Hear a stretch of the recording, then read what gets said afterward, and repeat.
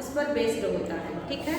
बहुत कम ऐसे मुद्दे मिलते हैं जब आपको स्टोरी दे दी जाती है और आपको जैसे कोई भी चीज़ अगर आपको एक टाइम बाउंडेशन में दे दिया जाए और उस बाउंडेशन में बोला जाए करिए, तो आपके ऊपर क्या आ जाता है, प्रेशर आ जाता है।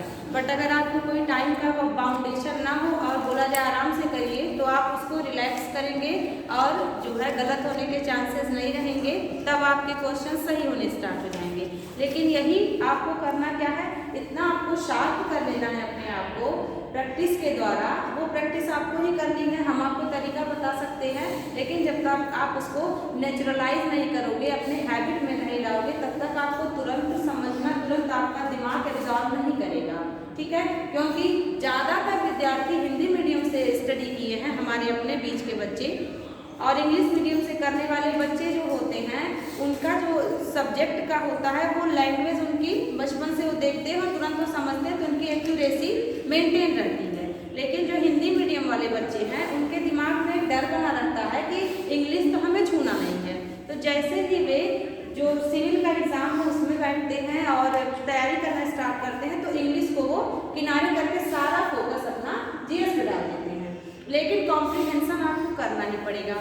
उसमें से आपको 10 क्वेश्चंस में से 10 क्वेश्चन 5 क्वेश्चन एक पेन करते हैं, तो क्या करना है, हम सभी को प्रैक्टिस करनी है। पैसेज को आप कोई भी, मतलब इस पैसेज का कोई कठिन और आसान कोई तरीका नहीं है। यदि आपका माइंड उस तरह से कम समय में देखना समझना, किसी भी चीज़ की जानकारी को अपने दिमाग में फीड करना सीख गया है, तो पैसेज आपके लिए आसान है। और अगर नहीं सीखे हैं आप, तो आप एक एक वर्ड की मीनिंग निकालिए, उसको फिर मीनिंगफुल सेंटेंस बनाइए, फिर आप समझिए, फिर आगे बढ़िए, तब तक वो भूल गया। ऐसा होता है बच्चों के साथ। तो आपको क्या करना है, पैसेज को पढ़ते हुए ग्रामर आपको जानना बहुत इम्पॉर्टेंट हो जाता है। क्यों? क्योंकि अगर आप सिविल के बच्चे हैं तो ज़रूरी नहीं है आपकी सिविल के एग्ज़ाम को ही फोकस कर रहे हो। जैसा बच्चों की तैयारी होती है, कोई भी वैकेंसी आती है, एग्ज़ाम आता है, तुरंत बच्चे बैठ जाते हैं। एसएससी को देख लीजिए, है ना, बहुत सारे ऐसे एग्ज़ाम्स हैं, सीटेट हो गया, टेट हो गया, सिविल के अतिरिक्त बच्चे उसमें अपीयर होते हैं। तो पैसेज में अगर 10 क्वेश्चंस आपको दिए जाते हैं, तो 10 क्वेश्चन में से 5 क्वेश्चंस जो होते हैं वो आपका सीधा पैसेज से होता है। सीधा का मतलब जब आप पैसेज को समझ लेंगे, वो इंटर हाई स्कूल वाला नहीं कि आप है ना उठाते थे बच्चे, उसके बाद उसी लाइन को उतार देते थे। आपको जो जानकारी है वो समझनी है और आपको अपने अनुसार उसको मीनिंग निकालते हुए आपको अर्थ बनाना होगा, ठीक है। अब ग्रामर से कैसे क्वेश्चन आते हैं, एग्जैक्ट जो वर्ड है वो वर्ड पूछ लेगा कि वो दिया गया वर्ड नाउन है, प्रोनाउन है ना, एडजेक्टिव है, वो क्या है, एडवर्ब है, या आपको एंटोनिम सिनोनिम पूछ लेता है, ठीक है। या उस दिए गए जो गिवन वर्ड होगा उसको आप चेंज करोगे, फॉर्मेट करोगे, तो कैसे एडजेक्टिव से उसको नाउन बनाओगे, इस तरीके से भी क्वेश्चंस आते हैं। और पहचानने को भी आता है कि जैसे सेंटेंस आपका एक्टिव में है कि पैसिव में है। नरेशन चेंज करने के क्वेश्चंस भी पैसेज से रिलेटेड आते हैं। जब आप पैसेज करेंगे तो आपको पता चलेगा कि ग्रामर के क्वेश्चंस इसमें से कैसे पूछ रहे हैं और समझ आधारित प्रश्न कैसे आ रहे हैं, ठीक है। तो आपसे ये पैसेज देता ही क्यों है जब इतना आसान बनाया जा सकता है, क्योंकि आपको तुरंत किसी, जैसे आपका जिस फील्ड में आप उतरेंगे वहाँ डेटा का ही तो काम है। बड़ी सी बड़ी मोटी मोटी फाइलें आपके पास आएंगी, 10-10 पेज के डेटा आपके आएंगे और उस डेटा को पढ़ करके आपको एक निष्कर्ष निकालना है। उस निष्कर्ष के आधार पे आपको एक डिसीजन लेना है। तो जो डिसीजन मेकिंग के क्वेश्चंस होते हैं वो आपको पैसेज से कोरिलेट करके दे दिया जाता है। कैसे दिया जाता है, 4 ऑप्शन दे देगा। जैसा कि हमने कुछ पैसेज आपको प्रीवियस टाइम में करवाए हैं, तो आपको क्या करेगा, आपका पैसेज के अनुसार क्या आपका मिलता जुलता ऑप्शन में से कौन सा एप्रोप्रिएट करेक्ट ऑप्शन है वो आपसे पूछेगा। तो इसमें आपको जो पैसेज में दिया होगा वो जानकारी जब आप ऑब्जर्व करेंगे तो आपका सही निर्णय क्या है उस प्रश्न को लेकर के आपको अपना तरीका नहीं अप्लाई करना है। जो पैसेज में दिया होगा उसी को आपको समझ करके उसी के अनुसार आपको बनाना पड़ेगा, ठीक है। तो सबसे पहले हम लोग चलेंगे ग्रामर को, उसके बाद ग्रामर के साथ साथ हम आपको पैसेज की भी प्रैक्टिस करवाएंगे। तो ग्रामर की अगर हम लोग बात करें तो ग्रामर में आप जानते हैं पार्ट्स ऑफ स्पीच से लेकर के antonym, synonym, phrasal verb, idioms and phrases, fill in the blank, tense जिसको बहुत बेसिक कहा जाता है, सेंटेंस, क्लॉज एनालिसिस, है ना। बहुत सारे ऐसे टॉपिक हैं जो वेल नोन भी हैं और अननोन भी हैं। अननोन क्यों है? जैसे जो फ्रेजल वर्ब होते हैं, आइडियमिक एक्सप्रेशन होते हैं, फॉरेन कॉम्प्रिहेंशन होते हैं, उसमें कुछ वर्ड होते हैं जो नए नए इजाद किए जाते हैं और मिलते जुलते शब्द वाले वर्ड ना दे करके आपको कुछ ऐसे वर्ड दे देगा, जब आप उसको सॉल्व करेंगे तो इटालियन में स्टाइल में लिखा होगा या थोड़ा सा उसको बोल्ड स्टाइल में लिखा होगा। तो जब आप उसको पैसेज को पढ़ते हैं तो उसी समय आप समझ लें कि ये इटालियन स्टाइल में जब लिखा हुआ है तो इससे क्वेश्चंस बनने के चांसेस हैं। या बोल्ड लिखा हुआ है तो आखिर जो अदर वर्ड्स लिखे हुए हैं उन वर्ड्स की तुलना में ये वर्ड क्यों हाईलाइट किया हुआ है। जब आप सॉल्व करोगे तो देखेंगे इसमें कि कुछ बोल्ड ब्लैक कर देता है या उसके फॉन्ट मोटे कर देंगे या इटालियन स्टाइल में कर देता है, क्योंकि वो आपको जानकारी के लिए फोकस करना है कि हाँ इससे रिलेटेड क्वेश्चन बन सकता है या ये मतलब इम्पोर्टेंट पॉइंट है इस पैसेज का। समझ पा रहे हैं ना। तो आपको क्या करना पड़ेगा, आइडियम्स एंड फ्रेजेस आपको जानने होंगे। जैसे अगर कह दे फेयर एंड स्क्वायर, तो अगर जो है कह दे फेयर एंड स्क्वायर और एक सेंटेंस बना दे, तो फेयर एंड स्क्वायर का आपको नहीं मतलब है तो आप स्क्वायर को मैथमेटिक्स से कोरिलेट कर लोगे और सोचोगे वर्ग, और फेयर को आप अच्छा या मेला से कोरिलेट कर लोगे। ठीक है। FAIR फेयर मीन्स मेला होता है, FARE फेयर मीन्स किराया होता है। ठीक है। तो या फेयर मीन्स सुंदर अच्छा भी होता है। तो जब आप अलग अलग मीनिंग निकालेंगे तो तुरंत वहीं आप कंफ्यूज हो गए। लेकिन अगर आपको पता है फेयर एंड स्क्वायर मीन्स क्या होता है, फेयर एंड स्क्वायर मीन्स होता है ऑनेस्ट। ठीक है, यानी ईमानदारी से काम किया गया। ठीक है। लिख दिया जाए आपको कोल्ड ब्लड, तो आप ठंडा खून, यही दिमाग में रखेंगे। जब आपको मीनिंग नहीं समझ में आएगा तो इसका मीन्स होता है कि हत्या की गई तो निर्दयता से हत्या की गई। समझ पा रहे हैं ना, बिटरली। ठीक है। तो आप क्या या अनह्यूमनली जो भी आप समझे, तो कुछ ऐसे आइडियमिक एक्सप्रेशन होते हैं जो जरूर से जरूर डालता है। ठीक है। तो आइडियम्स एंड फ्रेजेस आप इंटरमीडिएट की बुक ले लें, क्योंकि आप जानते हैं ग्रामर का सीधा सीधा संबंध तो इंटरमीडिएट तक है, बट जब आप ग्रेजुएशन और MA लेवल पर उसको आप PG लेवल पर इंग्लिश पढ़ते हैं तो फिगर्स ऑफ स्पीच वगैरह या कुछ नए वर्ड्स जो लिटरेचर से रिलेटेड है मिलते हैं, वो वर्ड भी अगर कोरिलेट कर दे तो आपको हैबिट में बने रहना है। तो सबसे मतलब जरूरी बात यह है कि आप उसको सच्चाई को स्वीकार करें। अदरवाइज क्या होता है, बच्चे डरते हैं और जब मेंस राइटिंग आप करेंगे तो मेंस में पैसेज नहीं आता, सीधा सीधा आपसे ग्रामर के क्वेश्चन पूछते हैं, ट्रांसफॉर्मेशन से रिलेटेड क्वेश्चन, क्लास से रिलेटेड क्वेश्चन, नरेशन को, और वहाँ ऑप्शन नहीं दिया होता है। मेंस की आप अगर प्रीवियस ईयर के पेपर को देखिएगा या टॉपिक को भी देखिए तो 5 क्वेश्चन 10 क्वेश्चन करके इस प्रकार से क्वेश्चन पूछते हैं, और उसमें आपको इंटरमीडिएट की तरह करना पड़ता है, जैसे चेंज करना पड़ता था तो ऑप्शन नहीं दिए होते थे। ठीक है। क्यों? क्योंकि यदि आपको अगर आप स्टेट BCS की तैयारी करें या UPSC की तैयारी करें तो 2 भाषाएं आपको अनिवार्य है आनी, एक तो हिंदी भाषा और एक इंग्लिश भाषा। क्यों? हिंदी हमारी राष्ट्रभाषा है। ठीक है, जिसको आप जरूर से जरूर जानना होगा। तो आप इस बात को नहीं लेके चल सकते कि हमें इंग्लिश पढ़ना है, मैं तो इंग्लिश मीडियम का स्टूडेंट हूँ, क्योंकि यदि आप सच्चाई को जाने चाहे ना जाने, जब आप LKG UKG में थे तभी से हिंदी एक विषय के रूप में आपको पढ़ाया जा रहा है। अब आपने नहीं फोकस किया तो इट्स योर फॉल्ट, है ना। कई बार इंग्लिश पे ज़्यादा फोकस कर दिया, लेकिन जो भाषा थी वो भी तो आपको पढ़ाई गई, हर क्लास में हिंदी पढ़ाया गया। समझ पा रहे हैं। उसी प्रकार से इंग्लिश भी आपको हर क्लास में पढ़ाई गई। यदि आप हिंदी मीडियम के विद्यार्थी थे तो आपके जो आपका लैंग्वेज था वो हिंदी था सीखने का माध्यम, इंग्लिश मीडियम के विद्यार्थी थे तो इंग्लिश आपका माध्यम बना सीखने का। तो इस भाषा को दोनों को जानना पड़ेगा। हिंदी आपको क्वालिफाई नहीं कर पाए तब भी आप IAS नहीं बन पाएंगे, PCS नहीं बन पाएंगे, इंग्लिश का पोर्शन अगर रह गया तो भी नहीं कर पाएंगे। तो सिर्फ CSAT निकालना अपना मकसद तो है नहीं, मेंस राइटिंग भी करनी होती है, उसमें ग्रामर भी पूछता है। ठीक है। उसके बाद इंटरव्यू में भी अगर जो अब आप इंटरव्यू देने जाएंगे तो आपके इंटरव्यू में भी इंग्लिश की स्किल होनी चाहिए अच्छी, अदरवाइज आपका प्रोनाउंसिएशन ही नहीं ठीक है तब भी, है ना, ये इफेक्ट आपकी पर्सनैलिटी का एक हिस्सा हो जाता है, पड़ता है। ठीक है। तो जब आप आखिर इंग्लिश को सिखाया क्यों जाता है, क्योंकि आप देखते हैं अपने संविधान में कितनी भाषाओं का जिक्र है, 22 भाषा। कौन सी अनुसूची? 8वीं अनुसूची। समझ पा रहे हैं ना। और अनुच्छेद 343 से स्टार्टिंग होती है। तो तो आप देख पा रहे हैं कि 8वीं अनुसूची में जो 22 भाषाएं हैं, क्या उसमें इंग्लिश भी है? नहीं है। क्यों नहीं है? आप जानते हैं क्योंकि ये अपनी भाषा है ही नहीं। कॉमनवेल्थ एक वर्ड होता है जो आप लिटरेचर में पढ़ते हैं, तो आप कॉमनवेल्थ के बारे में कोई बच्चा बताएगा? कॉमनवेल्थ गेम वगैरह आप देखते हैं ना, राष्ट्रमंडल कहा जाता है, बिल्कुल सही, उसको हिंदी में कहते हैं। तो कॉमनवेल्थ का क्या कॉन्सेप्ट है, कोई बच्चा बताए? जो देश ब्रिटिश के गुलाम है। बहुत अच्छे, ठीक है।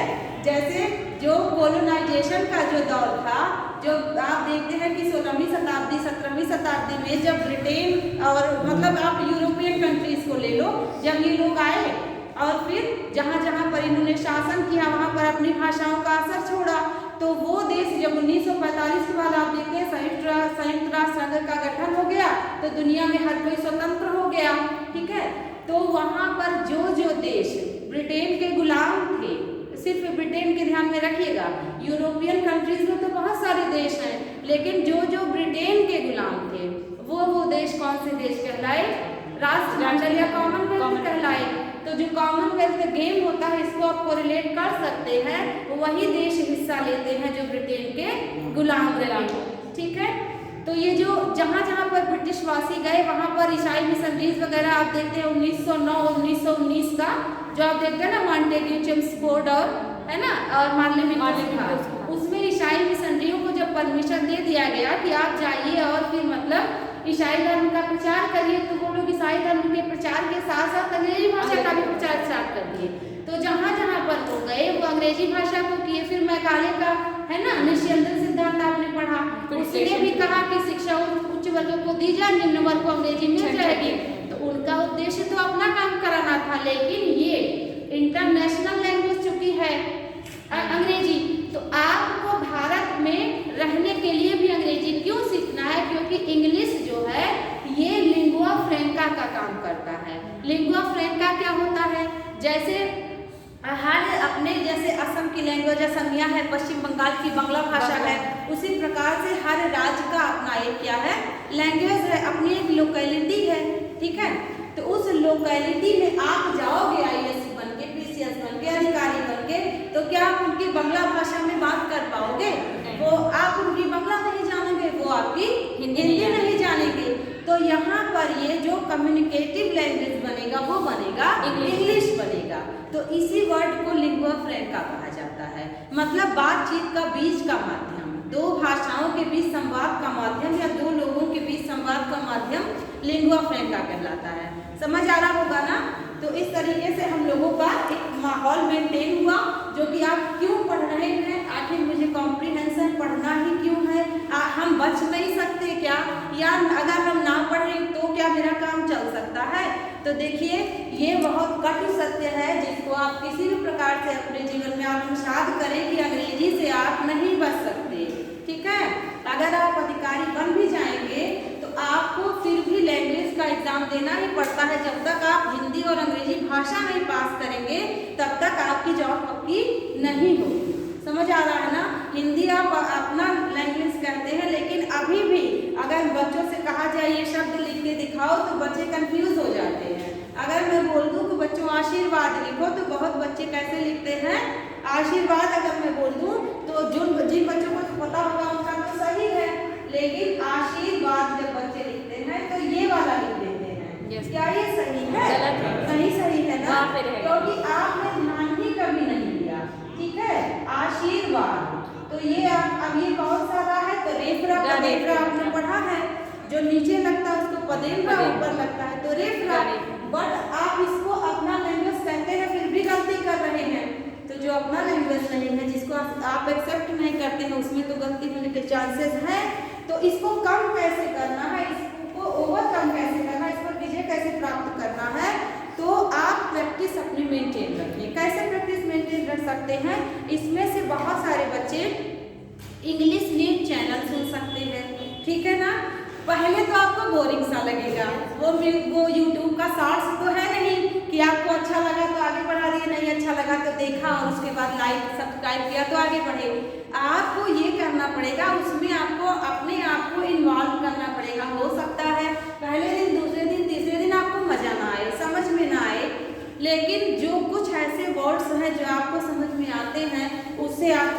करेंगे, ठीक है।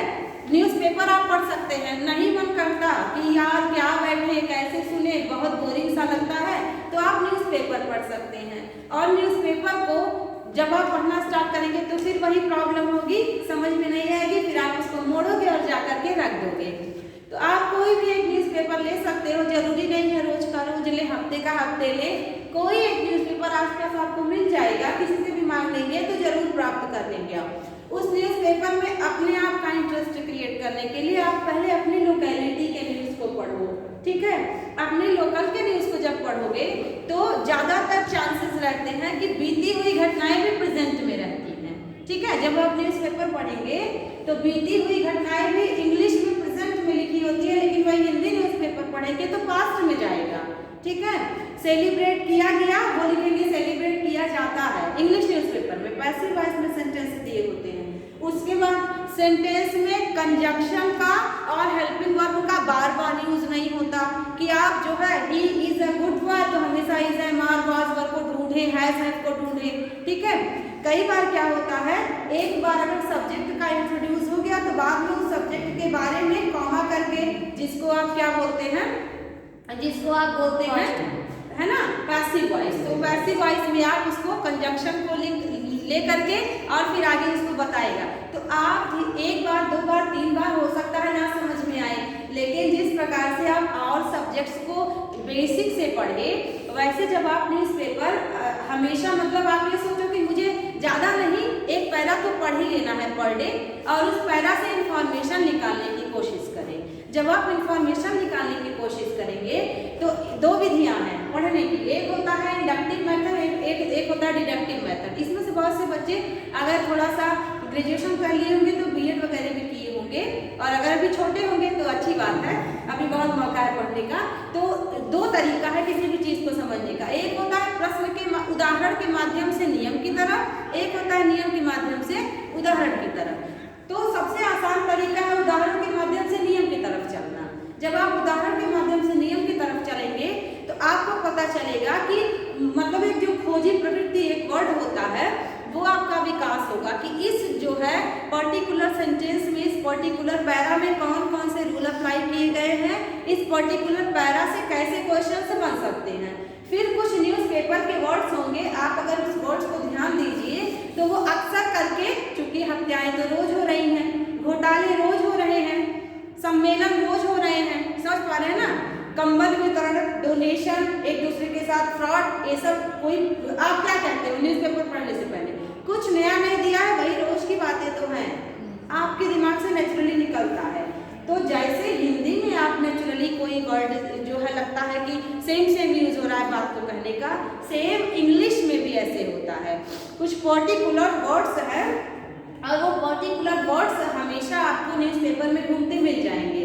वो आपको कैसे फैमिलियर बनाएंगे, जब आप सोचो कि मतलब मैं हफ्ते में एक लूँगा या मंथ में एक लूँगा और मैं उसको क्या करूँगा, उसको देखूंगा और उन वर्ड्स को मैच करूंगा। तो आप अगर उसको कुछ ऐसे वर्ड्स हैं उसको आप नोट डाउन कर लें और उस वर्ड्स को जान लें कि इसका मीनिंग यही होगा। जैसे पीड़ित है ना, तो आप देखते हो उसमें विक्टिम लिखा होता है, अपराधी के लिए एक्यूज्ड लिखा होता है। तो कुछ ऐसे वर्ड्स हैं जो वर्ड्स आपको मिल जाएंगे। तो जब भी पीड़ित होगा तो पीड़ित को हमेशा विक्टिम ही वो लिखेगा। तो इसका मतलब जब आप पैसे सॉल्व करोगे तो विक्टिम आपको मिला तो आपको एक है ना एक कहानी आपके दिमाग में बन गई कि किसी न किसी के समस्या की बात हुई है, किसी न किसी को दोषी कहा गया है या दोषी पकड़े गए, कुछ ऐसे वर्ड्स। तो जो आपके दिमाग में देखिए खेल की चर्चा हिंदी में आप जानते हो, सेम इंग्लिश में आएगा। साइंटिफिक इन्वेंशन आप तो न्यूज़पेपर पढ़ते हो, ठीक है, न्यूज़ में सुनते हो, या न्यूज़पेपर आया नहीं कि अगले दिन आएगा खबर, आज आपको मालूम हो गई। तो जब खबर मालूम हो गई तो कल न्यूज़पेपर आपके घर आएगा तो आप उसको पढ़ लीजिए, समझ पा रहे हैं ना। तो अब ऐसे में क्या होगा, आपकी एक आदत की प्रवृत्ति डेवलप होगी। शुरुआत में आपको हेजिटेशन लगेगा, बोरिंग लगेगा, डर लगेगा, मीनिंग नहीं निकाल पाएंगे, नहीं समझ पाएंगे, लेकिन फिर भी आपको लगे रहना है, क्योंकि ये जो पक्का इरादा है ना ये खुद से करना है, किसी को दिखाना नहीं है कि मैं पढ़ रहा हूँ तो चार लोग देखें हाँ दीदी पढ़ रही है, भैया पढ़ रहा है। नहीं, जब आप नहीं पढ़ोगे तो एक समय ऐसा आएगा आपको लगेगा ना कि मैंने टाइम वेस्ट किया, ठीक है। तो आपको ग्रामर को भी लेके चलना है साथ में, और आपको ये जो लैंग्वेज वाली बात है, न्यूज़पेपर पढ़ना समझना ये भाषा है, और भाषा कैसे सीखी जाती है? भाषा में व्याकरण का उतना ही रोल है जितना आपको समझ में आए। क्या आप जब जन्म आपने लिया तो आप जन्म से बड़े हुए और आप सेकेंड क्लास में जब पहुंचे तब आपको ज्ञान हुआ कि अच्छा जो अ आ ई होता है उसको स्वर कहते हैं। क्या उसके पहले जानते थे? नहीं जानते थे ना, लेकिन आपने सीख लिया और वो आपको याद भी चला क्योंकि ये भाषा थी। जब आप भाषा को डीपली पढ़े तो वो क्या कहलाया? व्याकरण कहलाया। ठीक उसी प्रकार से जब आप मेरे बहुत से ऐसे बच्चे हैं जो मुझसे इंग्लिश लिटरेचर पढ़ते हैं, उन्हें ग्रामर नहीं आता, लेकिन वो तुरंत मतलब लिटरेचर की लाइनें, शॉर्ट स्टोरी, नॉवेल्स, ड्रामाज वो समझ लेते हैं। क्यों? क्योंकि वो भाषा सीख गए। वो भाषा कैसे सीखी जाती है? भाषा पढ़ पढ़ के सीखी जाती है, लेकिन ग्रामर को पढ़ नहीं सकते, उसको समझ के करना पड़ेगा। समझ पा रहे हैं ना? तो जो भाषा है वो भाषा ही आपको सीखनी है और भाषा आपको ग्रामर तक ले जाएगी। समझ पा रहे हैं ना? तो जब आप भाषा सीखोगे तो भाषा को सीख लोगे तो कॉम्प्रिहेंशन आपका सॉल्व होने लगेगा।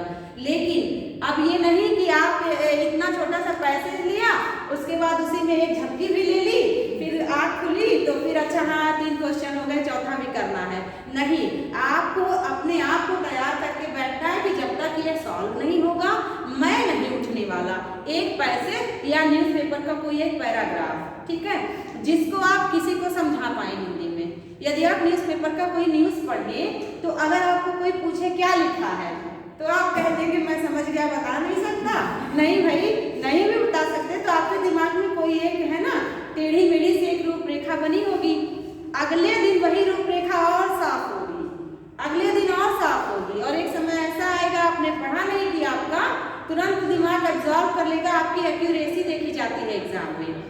जब आप ऑनलाइन पेपर देते हो, बहुत से बच्चे ऑनलाइन पेपर दिए होंगे, आई होप सभी बच्चे दिए होंगे कोई ना कोई पेपर, ठीक। तो जब ऑनलाइन आप जो है कंप्यूटर की स्क्रीन पे करते हो तो वहाँ पे क्या होता है, पैसेज पूरा पढ़ा, फिर स्क्रॉल करके आगे बढ़ाया, फिर आप क्वेश्चन किए, फिर वापस गए, फिर पैसेज पढ़े, फिर स्क्रॉल करके क्वेश्चन पे आए, फिर तो ये तो न्यूज़पेपर में नहीं करना है, बट आपको उस प्रकार से तैयार होना है कि पैसेज को आपने पढ़ा, समझा, और फिर आपको क्वेश्चन मिला, फिर आप पैसेज में गए, फिर क्वेश्चन किए, फिर पैसेज में गए, तो आपको क्या करना है उसी प्रकार से जब रोज करेंगे तो तुरंत आपको समझ में आएगा, तुरंत आप आंसर करने लगेंगे, क्योंकि आपको टाइम का बाउंडेशन भी है।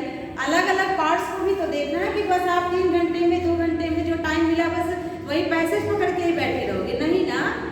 तो एक्यूरेसी भी मेंटेन रखनी है। वो कब मेंटेन होगी? जब आप रेगुलर होंगे, और ये खुद ही करना है, ठीक है। दवा आप खाएंगे तो ठीक आप होंगे, ठीक है। डॉक्टर तो दवा दे देंगे, लेकिन जब तक आप उसको खाएंगे नहीं तब तक कैसे आप सही होंगे। तो आपको क्या करना है, सोच लीजिए कि मुझे समझना है, मुझे काम करना है, और पैसेज को पढ़ने के लिए या इंग्लिश को समझने के लिए आपको रोज का रोज टाइम तो देना पड़ेगा, ठीक है। अगर आपका बहुत बेसिक कमजोर है तो बहुत बढ़िया तरीका है, अपने छोटे घर में बच्चे होंगे, अड़ोस पड़ोस में बच्चे होंगे, उनके आप इंग्लिश की बुक को मांग लीजिए, और आप बेसिक समझने के लिए आप स्टोरी पढ़िए बच्चों की। हो सकता है आपको 2 से 3 दिन है ना लगे, कॉन्फिडेंस आए। मैं ये नहीं कहती आप एकदम कमजोर है, लेकिन हर बच्चा अपनी कैपेसिटी खुद जानता है ना कि उसकी अभी क्षमता क्या है। तो क्या करना पड़ेगा आपको, अगर आपको बिल्कुल नहीं आता तो डरने की जरूरत नहीं है। आप किसी छोटे बच्चे का बुक मांग लो, ठीक है। उस बुक को जो छोटी छोटी कहानियाँ, छोटे छोटे पैरा होते हैं, उसको पढ़ के समझ लो। उसको पढ़ के जब आप समझ लोगे तो आपको पता चल जाएगा कि यार मुझे ये तो समझ में आ रहा है। अब उसी के थोड़े टफेस्ट वर्ड आपको मिल जाएंगे, है ना, न्यूज़पेपर में और पैरा में, ठीक ना। जो आप कॉम्प्रिहेंशन करना स्टार्ट करोगे उसमें जरूरी नहीं है कि आपको सारे वर्ड की मीनिंग ही आए, लेकिन जब आप रेगुलराइज रहोगे, न्यूज़पेपर पढ़ते रहोगे, या मतलब पैसेज को सॉल्व करने की आपकी आदत हो जाएगी। और पैसेज हर एग्जाम में देता है, NTA नेट का एग्जाम दोगे उसमें भी पैसेज देता है, ठीक है। SSC बैंकिंग में तो पैसेज से पीछा नहीं छूटने वाला। IAS BCS में कॉम्प्रिहेंशन वाला पैसेज देता है, ठीक है, उसको कॉम्प्रिहेंशन नाम दे दिया गया है। अगर आप जो है टेट सीटेट दोगे तो उसमें भी पैसेज आपको मिल जाएगा, ठीक है। और पोएट्री के पैसेज भी मिल जाएंगे, प्रोज के पैसेज भी, लेकिन आपको पोएट्री से नहीं लेना देना है, क्योंकि जो सिविल का एग्जाम होता है उसमें प्रोज के पैसेज होते हैं, पोएट्री के नहीं। लेकिन टीचिंग का एग्जाम दोगे तो उसमें पोएट्री भी होती है। अब सोचिए, जब आप प्रोज नहीं निकाल पा रहे हो तो पोएट्री तो और कम शब्दों में गठी होती है, ठीक है। तो आपको देते हैं बच्चे, करते ही हैं बच्चे। अगर कोई भी एग्जाम 1 महीने पहले निकाला जाए और कह दिया जाए ठीक 1 महीने बाद पेपर है, वहाँ से बच्चे क्या करेंगे, पहले ही घबरा के बैठ जाएंगे, अरे मेरा तो तैयारी नहीं है, 1 महीने बाद पेपर है, हम नहीं भरेंगे, हमसे नहीं होने वाला। लेकिन वहीं आप में से जो बच्चा कॉन्फिडेंस में है, रेगुलर है, वो कहेगा यार यही तो मेरे लिए अच्छा मौका है, सब के सब अब शुरू करेंगे, मेरा तो अब जो है ये टाइम आ गया कि मॉक करूं मैं और 1 महीने बाद निकाल लूं। और आप में से ही वो बच्चा, अभी मैं दे दूं कोई वर्क, आप में से ही जो बच्चा रेगुलराइज होगा अभी काम करके दिखा देगा। कुछ बच्चे पहले करने से पहले ही घबरा जाएंगे, और घबरा करके क्या करेंगे, वो घबराहट आपकी निगेटिव एनर्जी रिलीज कर देगा, और जो आप पॉजिटिव होकर आंसर अभी करने वाले थे ना, वो वहीं का वहीं दब गया, ठीक है। तो आपको उस हिसाब से तैयार रहना है, करना ही करना है, आप छूटने नहीं वाले, ठीक है। तो हम लोग क्या करेंगे, पर डे 1 पैसेज को सॉल्व करेंगे और ग्रामर को भी सीखेंगे और जानने का प्रयास करेंगे कि पैसेज में से ग्रामर कैसे आता है, ठीक है। तो ग्रामर को स्टार्ट करने से पहले दो चीज तो आपको मैं 3 बता दूं। जैसा कि एक मैंने बोला आइडियम्स एंड फ्रेजेस, एक बोला मैंने फ्रेजल वर्ब, और दूसरा सुन लीजिए 1 वर्ड सब्स्टिट्यूशन, ठीक है। मैंने रिसेंटली 2-3 एग्जाम दिया, उसमें आपको मतलब मैं बता दूं कि उसमें पैसेज आए, लेकिन जो वर्ड उसमें दिया वो वर्ड क्या था, 1 वर्ड सब्स्टिट्यूशन का वर्ड था। और 1 वर्ड सब्स्टिट्यूशन का और सीधे बोल दिया इसकी मीनिंग बताओ। मतलब जैसे एक नोमैड वर्ड, आप सभी जानते हैं नोमैड मीन्स क्या होता है, नोमैड मीन्स होता है खाना बदोश घुमक्कड़, ठीक है। हाँ, मैंने एक बार करवाया बेटा। तो अब ये सब कुछ ऐसे वर्ड्स हैं जो आपको क्या मिल जाएंगे, 1 वर्ड सब्स्टिट्यूशन में मिल जाएंगे, और सीधे बोल दिया कि इस वर्ड का मतलब क्या है। अब आप नोमैड नोमैड नोमैड नोमैड हर जगह दिया हुआ है पैसेज में, लेकिन उसको कहीं एक्सप्लेन नहीं किया। बट जब आप पूरे पैसेज को पढ़ रहे हो तो वहाँ पर नोमैड दिया, लेकिन नोमैड की दिनचर्या, नोमैड करते क्या है, नोमैड रहते कैसे हैं, एक जगह नहीं ठहरते, दूसरी जगह आगे बढ़ जाते हैं।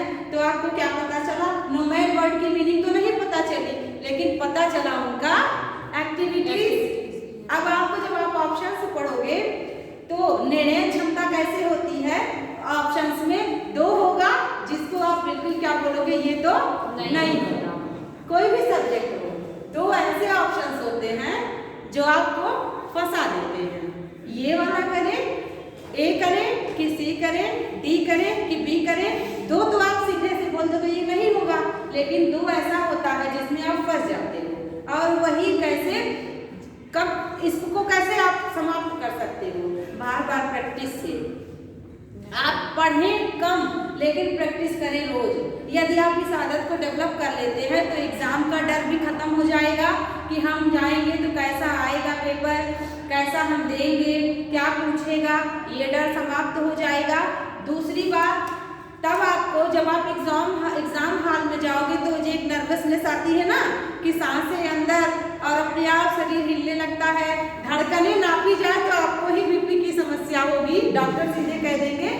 ये क्या है, आप आदत में नहीं हैं, इसलिए आपको क्या अचानक सा डर लग जाता है। डर 2 तरीके का होता है, एक होता है जब आप पूरी तैयारी करके जाते हो और आपको लगता है इस बार मुझे कर ही लेना है, तब वो वाला डर आपको ये डराता है कि कहीं ऐसा ना हो मेरे से गड़बड़ हो जाए, है ना, तब भी आपका गड़बड़ होगा। ये चीज जब आप मतलब कभी ऐसा फील करिएगा लाइफ में कि खूब बढ़िया से पढ़ के जाओ एग्जाम दे, तो आपका ये जो डर है ना वो गड़बड़ करा देगा।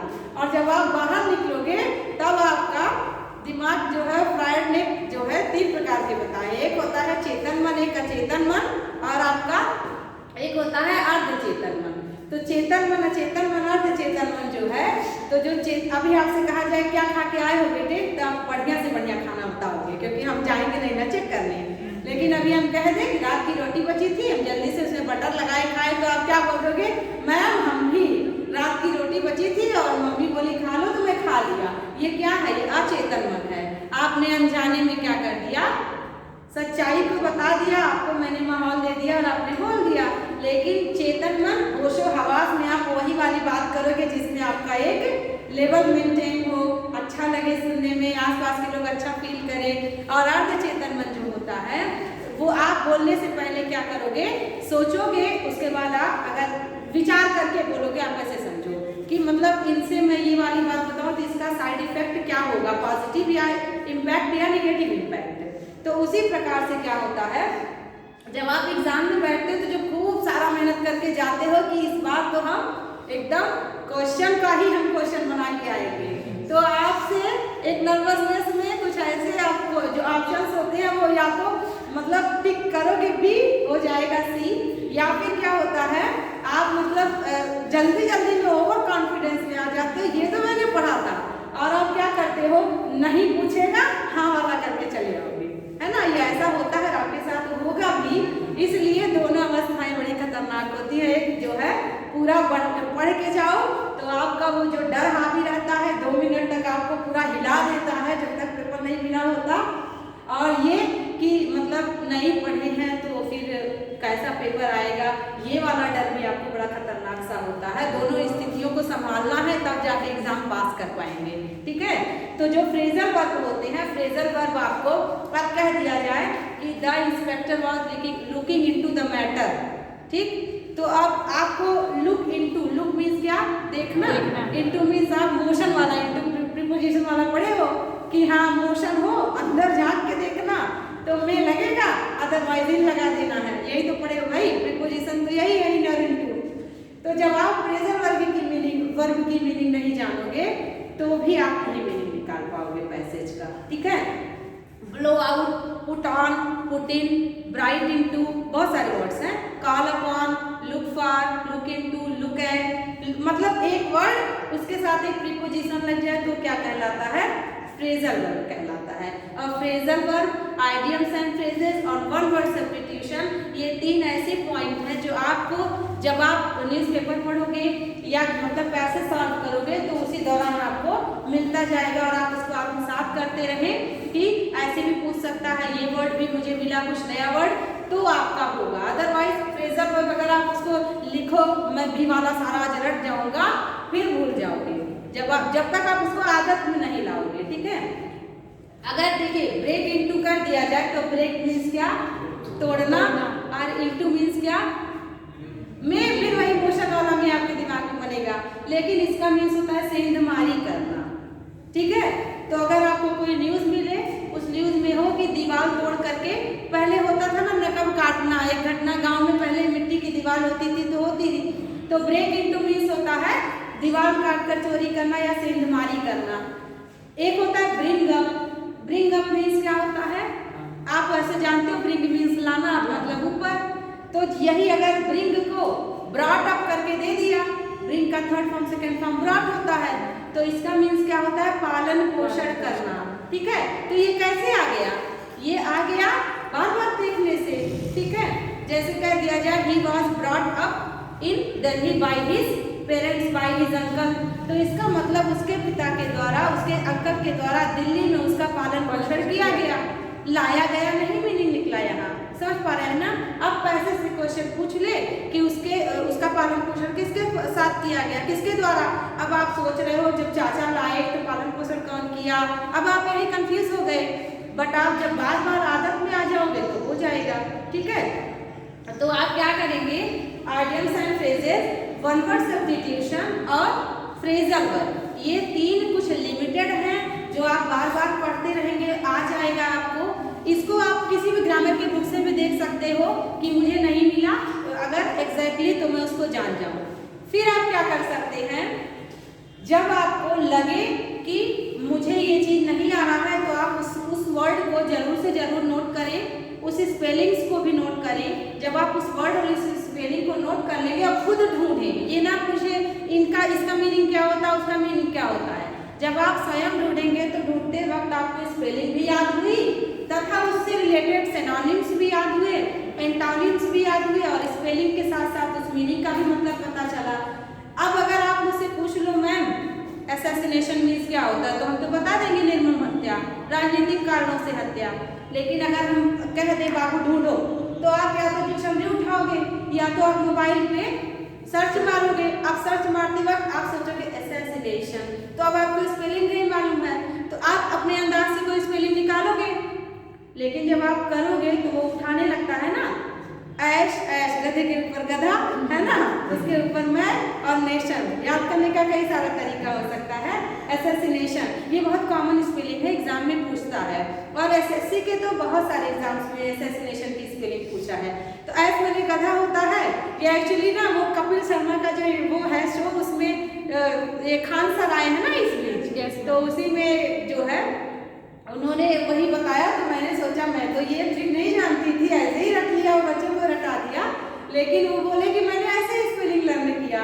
ठीक है, तो लर्न करने के अपने तरीके हो सकते हैं, ऐसा नहीं है कि अभी वो पीरियाडिक टेबल कोई बच्चा देखिए बनाया था और वो उसका अपना लैंग्वेज था, उसको इतनी बड़ी पीरियाडिक टेबल याद है जो हम सभी को डराती है जब केमिस्ट्री पढ़ते हैं तब। ठीक है, तो सबका अलग तरीका हो सकता है, जरूरी नहीं है आपका तरीका मुझे समझ में आए, मेरा तरीका आपको समझ में आए। समझ पा रहे हैं ना? तो वर्ड मीनिंग कैसे आएगी, स्पेलिंग कैसे आएगी, और word meaning spelling, word meaning तो सिनोनिम एंटोनिम आप जानते ही हो कि वो बार बार करने से आएगा, या तो प्रीवियस ईयर के सिनोनिम एंटोनिम को देख देख के आप रटो, और या दूसरा तरीका हो सकता है कि आप उसको बार बार क्या करो, जब उसको उस वर्ड को जब आपको मिले तो तुरंत आप मन, जैसे देखिए हो सकता है कोई स्पेलिंग आप 3 बार सर्च मारो, तीनों बार भूल जाओ, लेकिन चौथे बार क्या लगेगा, भूल गए थे यही तो था, लगता है ना। फिर 5वीं बार क्या लगेगा, ओहो अभी तो सर्च मारा अभी भूल गए। लेकिन 6ठी 7वीं बार क्या होगा, आपके दिमाग में आप निशाद हो जाएगा और आप बैठ जाओगे उसको, आप कहोगे अब तो ये नहीं भूलने वाला, तो हो गया ना। 10 स्पेलिंग में से अगर आपको 3 स्पेलिंग 2 स्पेलिंग भी याद हुई तो याद तो हुई, तो आदत तो बनानी पड़ेगी। ठीक है, आदत खुद ही बनानी है, खुद आपको खुद ही काम करना पड़ेगा। आपको फिर वही बात मैं तरीका बता सकती हूँ, लेकिन काम तो आपको ही करना पड़ेगा। तो आप क्या करोगे, ग्रामर की बुक सबके पास होगी जरूर से जरूर। अब आप क्या होगे, नहीं मैं लूसेंट ही पढ़ूंगा, किरण पब्लिकेशन ही पढ़ूंगा, आर्यन से पढ़ूंगा, छोटी मोटी ग्रामर की बुक से मेरा भला नहीं होने वाला। जब आप कोई भी बुक खरीदोगे तो कोई किताब अच्छी बुरी नहीं होती, आप उसको टाइम दो, आप पढ़ो, अगर आपको समझ में आए तो आपके हिसाब की है, अगर नहीं समझ में आए तो आप क्या कहोगे, मेरे काम की नहीं है, ले आओ। बहुत उत्साह चढ़ा, 500 खर्च किया, खूब बढ़िया से मार्केट में 10-12 किताबें ले आई, 4 किताबें जैसा आपका बजट अलाउ करे, या दिमाग की तरंगे कितनी एक्टिव है इस समय किताब को लेकर के, गए सब पैसा खर्च करके चले आए, उसके बाद एक भी दिन नहीं पलटना, तो क्या हुआ, बेकार हो गया ना। लेकिन कोई भी बुक एक आपको ये नहीं है कि नहीं वो अच्छी स्टैंडर्ड की ही होनी चाहिए। यहाँ मैं आइडियम्स एंड फ्रेजेस और फ्रेजल वर्ब की बात कर रही हूँ, किसी भी बुक में आपको मिल जाएगा। वो फ्रेजल वर्ब जो है आप अपने जो है रूटीन में लो, और जब आप पढ़ो तो आप सोचो कि ये मैं फ्रेजल वर्ब के तरीके से ऐसे कैसे बोल सकता हूँ। तो आप जब पैसेज करोगे तो पैसेज में फ्रेजल वर्ब जरूर से जरूर देता है, क्योंकि अगर आसान होता तो क्यों आखिर 10 बच्चों में से 3 बच्चे सेलेक्ट होते। समझ पा रहे हैं ना, इस बात को भी रखना होगा। इसका ये मतलब नहीं कि डर के बैठ जाओ, नहीं समझ में आ रहा है, आदत बनानी पड़ेगी। ओके, तो आइडियम्स एंड फ्रेजेस को आपको समझना है, फ्रेजल वर्ब आपको समझना है। 1 वर्ड सब्स्टिट्यूशन तो आप जानते ही हो, जैसे शरीर विज्ञान का एनाटॉमी आपको मिल जाएगा। ठीक है, सभी बच्चे नहीं तो कुछ बच्चे तो क्राइम पेट्रोल वाले जो है स्टाइल को जरूर देखते होंगे, तो इसमें फॉरेंसिक टीम लिखी होती है, लिखा होता है, बोला जाता है ना फॉरेंसिक एक्सपर्ट। इसका क्या मतलब होता है, हर बच्चा यूज करता होगा, लेकिन क्या शब्द से मीनिंग बताओगे आप? अगर कहीं आस पास हो जाए, मर्डर हो जाए या कोई ऐसी बात, तो सीधे क्या कहोगे, अरे मम्मी पापा या किसी से बात करोगे, फॉरेंसिक टीम पता लगा लेगी, ऐसे कुछ नहीं। अब मम्मी पूछ ले इसका क्या मतलब है बेटा, तो आप क्या करोगे, अरे वो एक होता है ना, वो सब बता लेते हैं कि कैसे हुआ, है ना, अपराध विज्ञान। ठीक है, फॉरेंसिक टीम का मतलब होता है अपराध विज्ञान, जैसे एनाटॉमी मतलब शरीर विज्ञान, वैसे होता है अपराध विज्ञान पर काम करने वालों को फॉरेंसिक एक्सपर्ट बोला जाता है। समझ पा रहे हैं ना? क्योंकि अब ये क्या मैंने आपको रटाया या आपने रटा? नहीं रटा, सीरियल के माध्यम से, न्यूज़पेपर के माध्यम से इतना बड़ा टफ वर्ड जो आप कह सकते थे आपने जान लिया और आप उसको जान समझ भी रहे हो, बता वाले ना पाओ। पैसे में मिल जाए तो आप जान जाओगे हाँ कुछ मटर वटर हुआ होगा तभी ये लोग हैं, है ना, ये वर्ड आया है। तो ये क्या है, ऐसे ही कुछ है वर्ड्स जो आप धीरे धीरे क्या करोगे, सीख जाओगे, आदत बनानी पड़ेगी, ठीक है। तो इसलिए आपको ये 3 पे तो खुद काम करना है। हो सकता है 2 दिन 4 दिन 5 दिन आपको लगे कि मैं पढ़ रहा हूँ लेकिन भूल रहा हूँ, बट आप 6वें-7वें दिन जब आप उसी को कंटिन्यू रखोगे तो आप धीरे धीरे क्या करोगे, उससे लगाव भी बढ़ेगा और उसके बाद क्या हुआ, उसके बाद क्या हुआ, उसके बाद क्या हुआ, ये क्यूरियोसिटी जैसे नॉवेल में जग जाती है ना।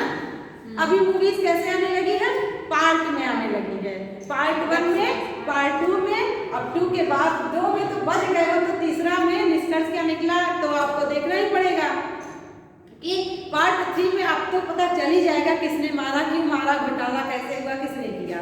तो ये आपकी कमजोरी को जानते हैं, पार्ट 1, पार्ट 2, पार्ट 3 में जरूर पैसा दोगे, अब फंस चुके हो।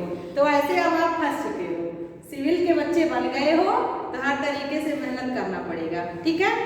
तो हम लोग स्टार्ट करते हैं। ये अब आप समझ गए ना आपको करना क्या है, क्या आपकी वीक पॉइंट है, हर बच्चा खुद का जानता है, मैं नहीं कहती कि आप मुझे बताओ, आप खुद से समझो मेरी कमजोरी क्या है, क्या मैं पढ़ के समझ पा रही हूँ, समझा नहीं पा रही हूँ, या मैं पढ़ ही नहीं पा रही हूँ, तो धीरे धीरे रीडिंग की हैबिट करें, या मैं पढ़ तो पा रही हूँ पर समझ नहीं पा रही हूँ, तो भी आप धीरे धीरे करेंगे। तो दिमाग ऐसी चीज है ना जो कि आप जानते हो, क्या सब लोग बच्चे जानते हैं 1% यूज किया, 2% यूज किया, ये वाला फैक्ट तो सब जानते हैं ना कि हम अपने दिमाग का कितना यूज करते हैं। अभी तो कोई करता ही नहीं, सब दिन भर हर 10 मिनट बाद देखेंगे मैसेज तो नहीं आया, देखेंगे फेसबुक पे क्या चल रहा है, शॉर्ट्स देखेंगे तो रोटी जल जाएगी, देखते रह जाएंगे शॉर्ट्स, है ना। भैया और बहनी दोनों लोग ये करते हैं, कोई नया नहीं है, चिल्लाते रहे घर वाले, इतने एडिक्टेड हो गए हैं। तो क्या करना है, हर बच्चा अपनी कमजोरी जानता है कि मुझे मेरे साथ क्या प्रॉब्लम हो रही है, उस प्रॉब्लम पे काम करो तभी कुछ भला होने वाला है, नहीं तो फिर समय तो बीत ही रहा है, ठीक है। तो अगर हम ग्रामर के स्टार्ट करें तो ग्रामर में देखिए कुछ ऐसे बेसिक पॉइंट है जो आपको पता है, जैसे काइंड्स आपको पता है। अगर हम कह दें सेंटेंस क्या है तो आप बता लोगे, group of words which makes a complete sentence, that is called sentence. क्योंकि आप LKG में थे तब ये रख लिया था, लेकिन तब सिर्फ रटा था, समझे क्या, 6 से 7 में आके समझे, अच्छा हाँ तो इसी को सेंटेंस कहते हैं। तो आपको क्या करना है, काइंड्स को सिर्फ जान भर लेना है, लेकिन उसको जानने के बाद जो उसके एग्जैक्ट जो वर्ड होंगे, जैसे ईच है, एवरी है, दे है, ही है, शी है ना, ये सब एग्जैक्ट कहे क्या जाते हैं वो आपको जानना पड़ेगा, क्योंकि बहुत सारे एग्जाम्स में सीधे पूछ लेता है ना कि ये क्या है वर्ड, दिया गया वर्ड, ठीक है। जैसे अगर आपको कह दे दिस इज माई बुक, ठीक है, तो ये वर्ड है। अगर मैं दूसरा सेंटेंस बोल दूं दिस बुक इज माइन, तो दोनों बात वही, लेकिन अब मैं बोल दूं कि ये माई क्या है, ये माइन क्या है, ये दिस क्या है, ये दिस क्या है, अब आप मुझे पहचान के बताओ। तो अब आप कैसे पहचानेंगे कौन सा इसमें प्रोनाउन है, कौन सा एडजेक्टिव है। डेमोन्स्ट्रेटिव प्रोनाउन डेमोन्स्ट्रेटिव एडजेक्टिव होता है, जैसे ये देखिए, और पॉजेसिव प्रोनाउन पॉजेसिव एडजेक्टिव होता है। ये दिस अकेले आया है तो डेमोन्स्ट्रेटिव प्रोनाउन हो गया, और यहाँ पे देखिए ये आपका नाउन के साथ आया तो डेमोन्स्ट्रेटिव एडजेक्टिव हो गया। अब अगर आपसे पूछ ले डेमोन्स्ट्रेटिव प्रोनाउन डेमोन्स्ट्रेटिव एडजेक्टिव इसमें से कौन से हैं, ये नहीं पूछ रहा कितने प्रकार के हो रहे हैं, लेकिन अंदर से आप हिंदी में पढ़ते हो ना कि इसमें से निश्चयवाचक सर्वनाम कौन सा है। हिंदी भाषा को जब आप पढ़ते हो तो आपने सामान्यतः एक बात सुनी होगी कि समीक्षा अधिकारी में इंग्लिश नहीं आता। आपने सुना होगा ना कि 60 नंबर की हिंदी आती है, बाकी जीएस आता है। पहले माइनस मार्किंग नहीं थी, अभी माइनस मार्किंग हो गई है, अभी रिसेंटली 2-3 सालों से माइनस मार्किंग भी हो गया है। तो अब आप सोचते हो कि मेरा तो इंग्लिश का कोई काम नहीं, लेकिन समीक्षा अधिकारी मेंस में इंग्लिश पढ़ना पड़ता है, और मेंस राइटिंग में आपको 10 नंबर की इंग्लिश के क्वेश्चन आते हैं। समझ में आ रहा है ना। तो प्री तो आपने दौड़ के कर लिया, लेकिन मेंस में पढ़ना पड़ा ना। इसी तरीके से आपको बताने का यही लक्ष्य है कि आपको बोर नहीं होना है, और ये नहीं सोचना कि हम इंग्लिश को स्किप करके काम कर सकते हैं, स्किप नहीं कर सकते आप। कभी आपको पहली सीढ़ी से वो हाई करता मिलेगा, कभी दूसरी पे, तो कभी तीसरी में एकदम से आके खड़ा हो जाएगा, है ना, इस तरीके से। तो देखिएगा, सबसे पहले हम लोग देखते हैं कि जैसे आप हिंदी में कहते हो ना कि अगर भाषा की सबसे छोटी इकाई क्या है, तो आप क्या बोलते हो? ध्वनि है। तो अगर मैं बोलूं इंग्लिश में कि इंग्लिश के सबसे जो है क्या कह सकते हो, छोटे से छोटे स्मॉलेस्ट पॉइंट को क्या कहोगे, तो क्या हो जाएगा ये? हाँ बाबू, मैं सही से बोल रही हूँ, प्रोनाउंसिएशन। अच्छा, आप बताइए, और कोई बच्चा? हिंदी और इंग्लिश दोनों क्या है? भाषाएं हैं, और भाषा की, हर भाषा की अपनी क्या होती है? हर भाषा की अपनी लिपि होती है, स्क्रिप्ट जिसको बोलते हो, ठीक है। कोई भी भाषा ऐसे तो आ गई नहीं कि है ना कि भगवान ने बनाया, जैसे हमको आपको और हम लोग उपस्थित हो गए धरती पर सिविल के बच्चे बन के। वैसे भाषा क्या होती है? भाषा एक लिपि से जन्मी हुई है ना। हर भाषा की अपनी लिपि है। पंजाबी की गुरुमुखी है, हिंदी की देवनागरी है, संस्कृत की देवनागरी है, इंग्लिश की भी लैटिन है ना। उसी प्रकार से जैसे आप हिंदी भाषा को पढ़ते हो, उसी प्रकार से इंग्लिश पढ़ोगे तो और अच्छे से समझ में आएगा, ठीक है। चूंकि मेरा दोनों सब्जेक्ट रहा है तो हम दोनों को रिलेट करके ही पढ़ाते रहते हैं। तो जैसे उसके पहले मैं पूछूं, अल्फाबेट कितने हैं? 26 है ना सभी बच्चे? अल्फाबेट 26 है। अब अपने आप को ऐसे कर लो एक बार, तो मैं सच्ची बात बताऊं, 26 अल्फाबेट, वो देखो कर भी लिए कि हाँ मेरी ही गलती थी। चलिए कोई नहीं। सबसे बड़ी बात कि देखिए, अल्फाबेट 26 नहीं है, अल्फाबेट वर्णमाला, वर्णों के समूह को वर्णमाला कहते हैं हिंदी में। वैसे ग्रुप ऑफ लेटर्स क्या कहलाता है? अल्फाबेट कहलाता है। समझ पाई ना? तो आज के पहले आप यही समझते रहे होंगे, क्योंकि आपने ध्यान नहीं दिया। ऐसा नहीं है आपको पता नहीं था, आपने ध्यान नहीं दिया कि मुझे पता है बट मैं वही गलती करता आया हूँ और करता आ रहा हूँ। तो अल्फाबेट है एक, और उसमें अल्फाबेट क्या होता है? ग्रुप ऑफ लेटर्स होता है, जिसको भी दो भागों में बांटते हो आप, कॉन्सोनेंट और वॉवेल में, ठीक है। लेकिन इसकी भी एक स्मॉलेस्ट यूनिट होती है। जैसे आप हिंदी में बोले ना कि भाषा की सबसे छोटी इकाई ध्वनि होती है, ध्वनि का एक सार्थक समूह वर्ड बनाता है। उसी प्रकार से इंग्लिश में जो स्मॉलेस्ट यूनिट ऑफ इंग्लिश है उसको सिलेबल बोला जाता है, ठीक है ना। सिलेबल बोला जाता है। सिलेबल मतलब होता है साउंड, ठीक है। सिलेबल मीन्स क्या होता है? साउंड। तो हो सकता है सिलेबल आपको ना पता रहा हो, आज से पहले साउंड ही पता रहा हो। वो एक्चुअली जब आप इंग्लिश पढ़ते हो बीए में और एमए में, तो जो है लिंग्विस्टिक एक आपको पढ़ाया जाता है। लिंग्विस्टिक मतलब भाषा विज्ञान। तो उसमें बताया जाता है कि कौन सा भाषा कैसे निकला और फिर उसकी स्मॉलेस्ट और लार्जेस्ट यूनिट। तो आपको समझना पड़ेगा कि ये जो सिलेबल्स होते हैं, ये सिलेबल्स दो होते हैं। कौन कौन से? मोनोफथोंग और डिप्थोंग। मोनोफथोंग और डिप्थोंग का क्या मतलब है? जैसे अगर आप सीधे से वॉवेल कहो तो आप बोल दोगे क्या? ए, ई, आई, ओ, यू। लेकिन अगर आप कॉन्सोनेंट कहो तो बोल दोगे मैम इसको घटा लीजिए, फिर 21 निकल जाएगा, वही कॉन्सोनेंट मान लीजिए। लेकिन जो साउंड है, उस साउंड में आप देखते हैं कि जो वॉवेल हैं ये कभी कभी दो वॉवेल एक साउंड निकालते हैं, कभी कभी दो वॉवेल दो अलग अलग साउंड निकालते हैं। तो जब दो वॉवेल एक साउंड निकाले तो उसको डिप्थोंग कहा जाता है। डी माने दो, मोनो माने एक। और जब एक वॉवेल एक साउंड तथा दो वॉवेल एक साउंड निकाले तो क्या हो जाएंगे? मोनोफथोंग हो जाएंगे, ठीक। जैसे देखिएगा, अगर आपको बॉय कहना हो तो बॉय में कितना वॉवेल है? कहाँ दो वॉवेल है भाई? एक वॉवेल है ना। अच्छा, इस वाई को लेकर के आप हो गए ना कंफ्यूज। डब्ल्यू और वाई दो ऐसे वर्ड हैं, दो ऐसे लेटर में कह सकते हैं। हिंदी में वर्ड कहो, इंग्लिश में लेटर कहो, ठीक है। तो दो ऐसे लेटर हैं जो दोनों तरफ से काम करते हैं। ये स्टाइल होता है, यानी कि डबल तरीके से काम करेंगे। ये जो है जब वॉवेल की तरह काम करेंगे तो ये वॉवेल बन जाएंगे, और जब ये कॉन्सोनेंट की तरह काम करेंगे तो कॉन्सोनेंट बन जाएंगे। समझ पा रहे हैं ना? इसीलिए इनको बहुत से बच्चे सेमी वॉवेल भी कहते मिलेंगे आपको, ठीक है। तो सेमी वॉवेल ये क्यों है? क्योंकि जब ये वॉवेल की तरह काम करेंगे तो वॉवेल बन जाएंगे, और जब कॉन्सोनेंट की तरह काम करेंगे तो कॉन्सोनेंट बन जाएंगे।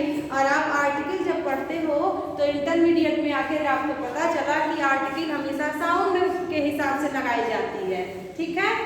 बचपन में एन ऑनेस्ट बॉय पढ़ लिया तो एन ऑनेस्ट बॉय रख लिया, लेकिन जब आपको समझ में आया कि ये तो साउंड पर काम करता है, तो जब आपको साउंड में काम करता मिलेगा ये, तो क्या कहलाएगा ये? आप क्या किए, यहाँ पर जो कॉन्सोनेंट लिखा हुआ था उसको आपने साउंड में स्किप कर दिया। कभी कभी आपको लगता होगा जब बोलना ही नहीं था तो लगाया क्यों? जैसे बहुत सारे साइलेंट लेटर होते हैं ना, साइलेंट लेटर में जैसे अगर आपको कहना डाउट, तो डाउट क्यों नहीं कहते? डाउट नहीं कहा जाता ना, डाउट कहते हो, तो दिमाग में आता होगा कि ये वर्ब लगाया क्यों? क्योंकि वही मैंने आपसे बताया ना, फोनेटिक्स होता है। फोनेटिक्स मतलब स्टडी ऑफ साउंड, ठीक है। उसमें भी लिंग्विस्टिक होता है, और जो है कौन से साउंड के साथ क्या हो। जैसे आप देखते हो निमोनिया, लेकिन पी लगा के लिखा जाता है। सुनामी हो गया तो टी लगा के लिखा जाता है, लेकिन साइलेंट होता है। साइको में भी होता है, साइकोलॉजी।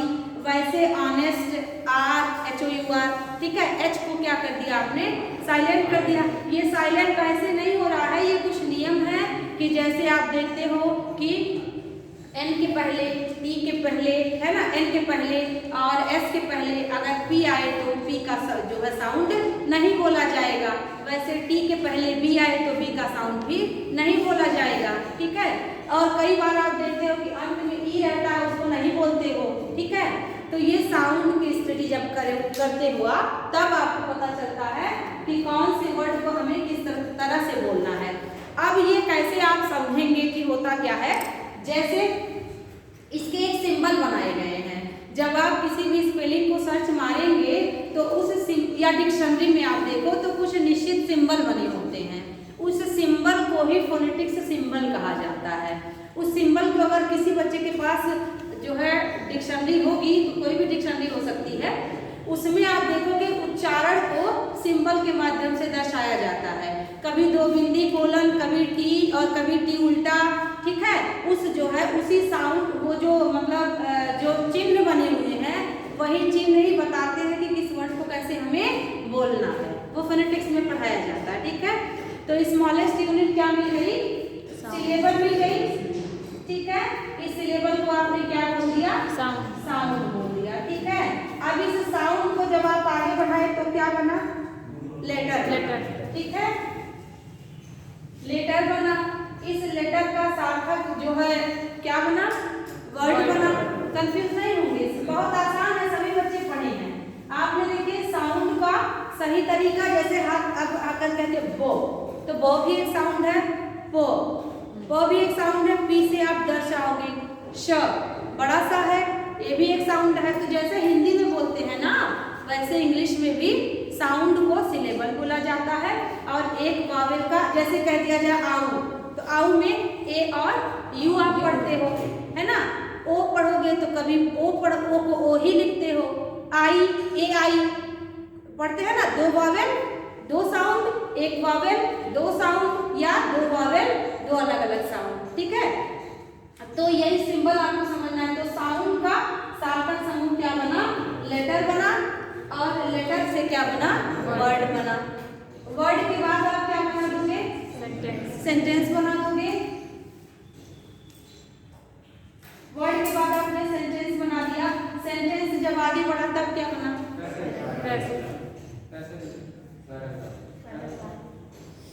इस सेंटेंस तक पहुंचने से पहले दो बातें और ध्यान रखनी है। ये सेंटेंस तो अभी आएगा फाइनल, लेकिन इसके पहले दो बात और आपको याद रखनी पड़ेगी। एक हो गया क्लॉज और एक हो गया फ्रेज, ठीक। जब मैं इंटरव्यू दे रही थी TGT का, तो मुझसे पूछा गया था फ्रेज और क्लॉज में क्या अंतर है। ठीक है, तो फ्रेज और क्लॉज में क्या अंतर है, कौन सा बच्चा बताएगा। सेंटेंस तक तो अंतिम में पहुंचना है। वर्ड मिला के क्लॉज बना, वर्ड मिला के फ्रेज बना। बताइए, सभी बच्चे इंटरमीडिएट में पढ़े होंगे इंग्लिश? नहीं, अगर इंटरमीडिएट में पढ़ेंगे तो 10th तक का तो है ना, जरूर पढ़े होंगे। वो भी नहीं पढ़े होंगे, डर गए होंगे या किन्हीं परिस्थितियों में नहीं आगे बढ़ा पाए, तो 8th तक तो अनिवार्य था। अब बताइए, जैसे बहुत से बच्चे कह देते हैं ना, मेरी तो इंग्लिश मात्र 8th तक ही थी, 10th तक थी, लेकिन ये सब आपको अच्छे से पढ़ाया गया था। हालांकि आपने ध्यान से नहीं पढ़ा, ठीक है, लेकिन कोई नहीं, आगे देख लीजिएगा। जो क्लॉज होता है, ठीक है, इस क्लॉज को कोई भी सेंटेंस क्लॉज है कि नहीं, इसमें सब्जेक्ट और वर्ब का आना अनिवार्य है। जब सब्जेक्ट वर्ब आएगा तभी आप उसको क्लॉज कहोगे, अदरवाइज। अच्छा, दोनों ग्रुप ऑफ वर्ड्स होते हैं, ठीक है, दोनों ग्रुप ऑफ वर्ड्स होंगे। क्लॉज भी ग्रुप ऑफ वर्ड्स होगा और फ्रेज भी ग्रुप ऑफ वर्ड्स होगा, ठीक। लेकिन फ्रेज में जो है सब्जेक्ट वर्ब का आना आवश्यक नहीं है, ठीक। जैसे आप बोलते हो ना, in the morning, in the evening, make a noise, ठीक है ना, कुछ भी ऐसे बोल देते हो जो ग्रुप ऑफ वर्ड्स होते हैं और उसका मीनिंग भी कंप्लीट हो जाता है, समझ में भी आ गया, बट सब्जेक्ट वर्ब तो नहीं है। जब सब्जेक्ट वर्ब नहीं रहेगा तो वो फ्रेज होता है, और जब सब्जेक्ट वर्ब रहेगा तो वो क्या होता है, क्लॉज होता है, और दोनों ग्रुप ऑफ वर्ड्स होते हैं। समझ में आ गया होगा इतना प्रोसेस। अब देखिएगा, syllable, letter, word, clause, phrase, sentence, ठीक। ये आपका सेंटेंस एकदम लास्ट जाकर के सेंटेंस बन गया। अब सेंटेंस के बाद तो आप जानते ही हो, सेंटेंस के बाद आप लाइन बनाना स्टार्ट करते हो, लेकिन हमें सेंटेंस तक ही रुक जाना है, क्योंकि यहीं तक हमारा सेंटेंस कैसे बना, कौन कौन से वर्ड सेंटेंस में है, उस वर्ड का पर्टिकुलर डेफिनेशन क्या है, यही हमारा ग्रामर हो जाता है। समझ में आ गया ना। तो ये जो सिलेबल है, ये सिलेबल आप जब मतलब ग्रेजुएशन लेवल पे पढ़ोगे तो मिल जाएगा। अगर आपको शौक है पढ़ने का तो बड़ी अच्छी बात है, आप सिलेबल सर्च मार लीजिएगा गूगल पे, या फोनेटिक सिंबल मार लीजिएगा सर्च, तो उसमें आपको वो आपके 44 साउंड हैं, 44 साउंड में आपको मिल जाएगा कि मतलब जो है 20 आपके वॉवेल साउंड होते हैं और 24 आपके कॉन्सोनेंट साउंड होते हैं, ठीक है ना। क्या मिला आपको, 20 हो गए वॉवेल साउंड और 24 हो गए कॉन्सोनेंट साउंड। टोटल अगर साउंड की बात करें, टोटल साउंड तो 44 साउंड्स हैं। इन्हीं 44 साउंड्स से कोई वर्ड बोला जाता है, और अब फिर ये 20 बढ़ेगा तो 12 और 8 मोनोफोंग और डिप्थोंग में बढ़ जाता है, ठीक है। तो जो जिसमें से 12 जो होते हैं वो आपके मोनोफोंग हो जाएंगे और 8 जो होते हैं वो डिप्थोंग हो जाएंगे, ठीक है। तो मोनोफोंग डिप्थोंग का मतलब, मोनो मतलब एक, डाई मतलब दो, ठीक ना। कुछ ऐसे वर्ड हैं जिसको आप अगर समझ लो कि इसकी मीनिंग पर्टिकुलर क्या होती है तो तुरंत आप बनाने लगोगे, ठीक है। जैसे कहीं भी अगर आपको लॉजी मिल गया तो आप जान लोगे अध्ययन से रिलेटेड है। कहीं पर अगर आपको IST मिल गया, मतलब कुछ सफिक्स और प्रीफिक्स होते हैं जो आपको बताते हैं कि मेरी क्या मीनिंग हो सकती है। IST मिल गया तो आप देखो, जैसे साइंटिस्ट है ना, कार्डियोलॉजिस्ट, ठीक है, साइकोलॉजिस्ट, IST लगा है मतलब पर्टिकुलर पॉइंट का या सब्जेक्ट का मास्टर, IST लग गया। लॉजी लग गया मतलब उस प्रोसेस को कहेंगे जिसका अध्ययन किया जा रहा है। समझ पा रहे हैं ना। तो कुछ ऐसे वर्ड हैं, कहीं आपको मीजो मिल गया या माइजन मिल गया, इसका मतलब होता है हेड, ठीक। कहीं पर आपको गाइनो मिल गया तो या गाइनी मिल गया तो इसका मतलब होता है विमेन यानी लेडी। गाइनोकोलॉजिस्ट, गाइनोलॉजिस्ट ऐसे करके है ना, गाइनो मतलब स्त्री से संबंधित शब्द है। कहीं पर आपको पॉली मिल गया तो पॉली मतलब बहुत होता है, जैसे पॉलीग्लॉट, पॉलीग्राफ है ना, पॉलीगॉन। तो बहुत से वर्ड्स हम आपको मिल जाएंगे, मैं कुछ अलग से नहीं बता रही हूँ। इन्हीं वर्ड की सहायता से आप किसी भी जो है वर्ड को, किसी भी सेंटेंस में आए हुए पर्टिकुलर शब्द को जान सकते हो कि ये वर्ड है क्या, ठीक है। बहुत सारे हैं जो आपको धीरे धीरे मिलेंगे। और ये देख लीजिए, जैसे अगर मैंने बताया कि डाई मतलब क्या होता है, पॉली मतलब बहुत होता है। ओके, ये कुछ आपको मिल जाएंगे। और अगर आपको BI भी मिल जाए, इसका मतलब भी 2 होता है, बीगेमी, और गेमी मतलब विवाह होता है। ठीक है ना,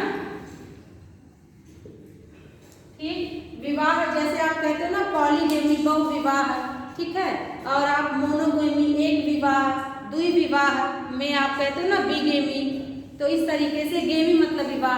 अब आपको ऑप्शन आप ढूंढने चले, आपको एक जगह लॉजी मिल गया, एक जगह IST मिल गया, एक जगह पॉली मिल गया, एक जगह गेमी मिल गया। क्वेश्चन में पूछ रहा है पर्सन हु कह दिया मैरिज 2 टाइम्स, तो तुरंत आपको बीगेमी मिल गया। बी माने 2 और गेमी माने विवाह। तो जरूरी नहीं है हर चीज रटा जाए और सब चीज से डरा जाए। जब आप डीपली आप उसमें डुबकी मारेंगे तो धीरे धीरे आपको आसान हो जाएगा और क्या हो जाएगा, आपको अपनत्व भी बढ़ेगा और डर खत्म होगा। इसी डर को ही तो खत्म करना है, क्योंकि जब तक आप टच नहीं करोगे तब तक आप जानोगे नहीं ठंडा है कि गर्म। ठीक है, इसलिए ठंडा गर्म टेस्ट करके अच्छा है कि बुरा वो आपको बाद में धीरे धीरे करना है, लेकिन समझना होगा। ठीक है, तो ये जो सेंटेंस बना, अभी सेंटेंस से ग्रामर निकलता है। वैसे तो आप जानते हो सेंटेंस कितने प्रकार का होता है, कौन कौन से?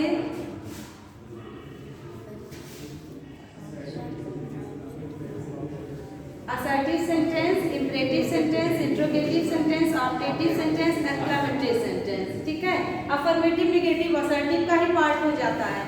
ठीक है, लेकिन इस सेंटेंस को यहाँ पर हम सभी को सिर्फ कॉमनली पहचान लेना है, जो कि सामान्यतः आप पंक्चुएशन मार्क्स से पहचान लेते हो। फुल स्टॉप है, असर्टिव है, क्वेश्चन मार्क है, इंट्रोगेटिव है, एक्सक्लेमेशन मार्क है, एक्सक्लेमेटरी है, फुल स्टॉप एक्सक्लेमेटरी है, में लगा है तो ऑप्टेटिव है। ठीक है, वर्ब और ऑब्जेक्ट है तो इंपरेटिव है। जैसे कह दिया जाए राइट नाउ, तो इसका मतलब आज्ञा दे दिया गया। ठीक है ना, प्लीज हेल्प मी, इंपरेटिव हो गया, प्लीज, उसके बाद वर्ब और ऑब्जेक्ट। लेकिन इस सेंटेंस को आपको यहाँ भूलते हुए क्लॉज वाले सेंटेंस को पढ़ने पड़ेंगे। क्लॉज वाला सेंटेंस कितने प्रकार का होता है? हिंदी और इंग्लिश को कोरिलेट करके अगर मतलब मुझे मौका मिले तो मैं बहुत अच्छे से आपको पढ़ा दूंगी। जैसे आप हिंदी में पढ़ते हो ना सरल वाक्य, ठीक है फिर पढ़ते हो संयुक्त वाक्य, फिर पढ़ते हो मिश्रित वाक्य, और हिंदी में पूछता है ये। ठीक है, वैसे सेम वही चीज उठा करके आप इंग्लिश में आ जाओ और बोल दो सिंपल सेंटेंस, कॉम्प्लेक्स सेंटेंस और कंपाउंड सेंटेंस। ठीक है, यही क्लॉज वाला होता है जो आप ट्रांसफॉर्मेशन में पढ़े हो इंटरमीडिएट में। ठीक है, तो सिंपल, कॉम्प्लेक्स और कंपाउंड, इसमें भी सिंपल को कैसे कॉम्प्लेक्स में बदलना है, कॉम्प्लेक्स को कैसे सिंपल में, कैसे कंपाउंड को कॉम्प्लेक्स में, ये क्वेश्चंस आपको मेंस में पूछता है। ठीक है, IAS में, मेंस में, PCS मेंस की जब पेपर दोगे तो आपको क्वेश्चन पूछेगा। फिर जब आप समीक्षा अधिकारी का मेंस देते हो तो ट्रांसलेशन भी पूछता है, हिंदी से इंग्लिश ट्रांसलेशन और इंग्लिश से हिंदी ट्रांसलेशन। ठीक है, तो जिस ट्रांसलेशन को आप बहुत हल्के में ले रहे थे और सोचते थे ना ये तो बच्चों का काम है, कहाँ पूछने वाला, वो भी आपको मेंस में, ठीक है, बाहें फैला के स्वागत करने को तैयार रहेगा। समझ पा रहे हैं ना? तो कुल मिला करके कहने का यही मतलब है कि खूब बढ़िया से अपनत्व से पढ़िए, डर के मत पढ़िए, बोझ समझ के मत पढ़िए। बिना बोझ की शिक्षा, नई शिक्षा नीति का मुद्दा है ना कि एजुकेशन विदाउट बर्डन। तो इसी प्रकार से किसी भी प्रकार से आपको पढ़ना है, या आपका अपना तरीका हो सकता है, सोते समय पढ़ो, सुबह में पढ़ लो, लंच करने के बाद पढ़ लो, जब नींद आ रही है तो इंग्लिश ही लाओ पढ़ ले, है ना। तो आपने सेंटेंस को, अब वो वाला पाठ नहीं पढ़ना है। अभी क्या ग्रामर में क्या पढ़ना पड़ता है हम सभी को? हिंदी वाला वही सरल वाक्य, संयुक्त वाक्य और मिश्रित वाक्य, जिसको सिंपल, कॉम्प्लेक्स, कंपाउंड कहते हैं। ऐसे देख लो, आराम से हो जाएगा। सिंपल सेंटेंस जिसको आप बोलते हो सरल वाक्य हिंदी में, ठीक है, या साधारण वाक्य अपना आपका लिखने का तरीका हो सकता है। फिर आप लिख सकते हो कंपाउंड सेंटेंस, जिसको आप बोलोगे संयुक्त वाक्य। ठीक है, संयुक्त वाक्य। और एक होता है कॉम्प्लेक्स सेंटेंस। कॉम्प्लेक्स सेंटेंस ये आपका मिश्रित वाक्य और बहुत जगह जटिल वाक्य भी लिखा रहेगा। ठीक है, तो आप जटिल और कॉम्प्लेक्स से कंफ्यूज नहीं होंगे। बस अगर यही तीन आपको है ना, अगर आप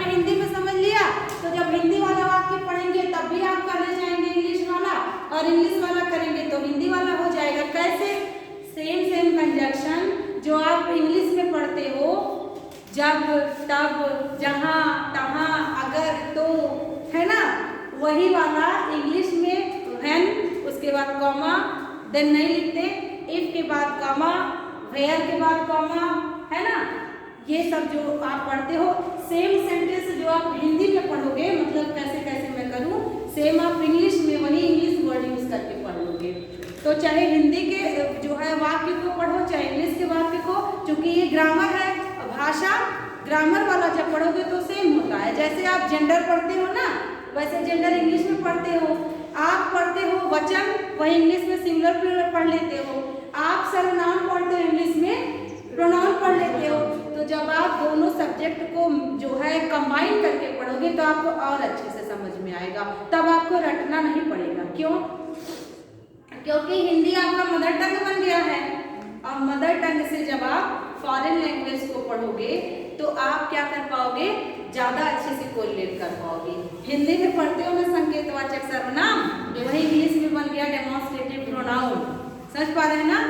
जैसे इंग्लिश में आप पढ़ते हो इंडेफिनिट प्रोनाउन, वही हिंदी में बन गया निश्चयवाचक सर्वनाम, अनिश्चयवाचक सर्वनाम, इंडेफिनिट। ठीक है, तो बस आप कोरिलेट करके पढ़ें, क्योंकि दोनों पढ़ना है। ऐसा तो है नहीं ना कि कोई एक पढ़ना है, दोनों भाषाओं को पढ़ना है। और जब आप एग्जाम देते हो तो भाषा दोनों पूछी जाती है, समझ पा रहे ना। तो ये दोनों जब आप मिला करके पढ़ोगे तो कोई एक पढ़ लो, दूसरा समझ में आ जाता है। इंग्लिश पढ़ लो तो हिंदी वाला आ जाएगा, हिंदी पढ़ लो तो इंग्लिश वाला आ जाएगा। ठीक है, तो हम लोगों को क्या करना होगा, हम लोगों को नाउन से पढ़ना पड़ेगा। अब नाउन कैसे एग्जाम में पूछता है? नाउन आप जानते हो कितने प्रकार के होते हैं? 5 प्रकार के होते हैं नाउन। तो नाउन को पार्ट्स ऑफ स्पीच कितने होते हैं? कितने? 8 होते हैं ना। एक आर्टिकल भी ऐड कर लो और सब इकट्ठे पढ़ लिया जाएगा। Noun, pronoun, verb, adverb, adjective, conjunction, interjection और आर्टिकल। ठीक है, तो हाँ प्रीपोजिशन भी। तो ये प्रीपोजिशन वगैरह इसी का हिस्सा, एक आर्टिकल ऐड कर लोगे तो इकट्ठे हो जाएगा। ये कुछ ऐसे पॉइंट्स हैं जो आपको हर जो है बुक में मिल जाएगा, एक सामान्य सा कि हाँ कौन सा कितना प्रकार होता है, कौन सा क्या होता है। बट इसी पार्ट्स ऑफ स्पीच को और अच्छे से पढ़ोगे जब, तब आपको सब्जेक्ट वर्ब अग्रीमेंट एक टॉपिक मिलता है जिसमें आपको कौन सा सब्जेक्ट है तो हमारा वर्ब कैसा होगा, ये जानने के लिए आपको बहुत अच्छे से पढ़ना पड़ेगा ये पार्ट्स ऑफ स्पीच। अदरवाइज अगर ये कह दिया जाए each boy and each girl are doing their work, ये दिया गया सेंटेंस पूरा का पूरा इनकरेक्ट है, इसमें बहुत सारी गलतियां हैं। बट जब आप नहीं पढ़े रहेंगे ग्रामर तो आप नहीं जान पाएंगे। लेकिन ये अब इसमें देखिए, इसमें आपको नाउन भी मिला, प्रोनाउन भी मिला, वर्ब भी मिला, एडजेक्टिव भी मिला, सब कुछ आपको इतना मिल गया। ठीक, अब अगर आप पहचानना शुरू करें तो ये देखिए, ये एडजेक्टिव है, ये नाउन है, ये कंजंक्शन है, एडजेक्टिव है, नाउन है, फिर है वर्ब मिला, इसके बाद आपको एक और वर्ब मिला, ये आपको एडजेक्टिव मिल गया, फिर से ये वर्ब आपको क्या मिल गया, नाउन मिल गया। समझ पा रहे हैं ना। अब इसका सही तरीका क्या है, each boy and each girl, इसके बाद आपको क्या करना पड़ेगा, इज डूइंग हिज वर्क। अब ये सेंटेंस करेक्ट है। ठीक है, समझ पा रहे हैं ना। तो इस तरीके से आपको जो पार्ट्स ऑफ स्पीच ओवरऑल पढ़नी है वो बस एक डेफिनेशन जानते हुए रूल्स पर फोकस करना पड़ेगा।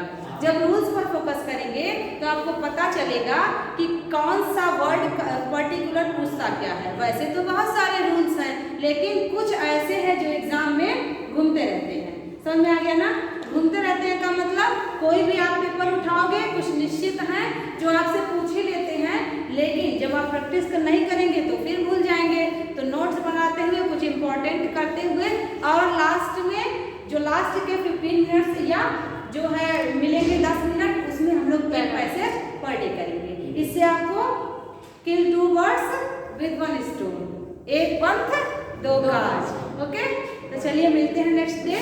Thank you so much. Free अगर कर देते तो हाँ बाबू, ईच लाइन फ्री कर देते तो हाँ सही था, कोई दिक्कत नहीं है, कर सकते थे, लेकिन एक्चुअली अच्छा ये मैंने बताया नहीं ना, चलिए अच्छा ठीक है, मैंने सोचा कल बता देंगे। देखिए ये बॉय जो है ये नाउन है और ये क्या एडजेक्टिव बन गया, ईच बॉय और ईच गर्ल। इसके बाद देखिए जब बॉय गर्ल साथ में दिया तो प्रेफरेंस किसको मिलेगा, पुरुष प्रधान समाज है ना, इसको अन्यथा मत लीजिएगा, बस हम समझाने के लिए कह रहे हैं। देखिए बॉय को प्रेफरेंस देते हुए हमेशा जब दोनों जेंडर आ जाए किसी सेंटेंस में तो प्रेफरेंस हमेशा बॉय को मिलती है। यह चीज आप दिमाग में रखते हुए हिज को हमेशा सही करें, है ना।